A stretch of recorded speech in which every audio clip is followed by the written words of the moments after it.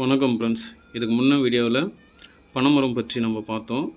இப்போ இந்த வீடியோவில் பனைமரம் என்னென்ன பொருள் கிடைக்குதுன்னு சொல்லி பார்க்க போகிறோம். பனைமரத்தில் நொங்கு, பனம்பழம், பனங்கிழங்கு, பனை ஓலை, குருத்து, பனைக்கருக்கு, பனைப்பால், முற்றிய மரம் முதலியன கிடைக்குது.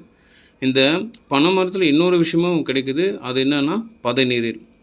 பதநீர்னா பதனிலிருந்து எடுக்கப்படும் கருப்பட்டி, பனக்கற்கண்டு ஆகியவற்றும் நோய் தீர்க்கும் குணங்களும் உண்டு.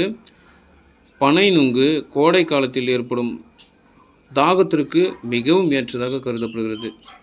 பனங்கிழங்கை உலர்த்தி இடித்து மாவாக்கி சாப்பிட்டு வர உடலுக்கு பலமும் உண்டாகும்.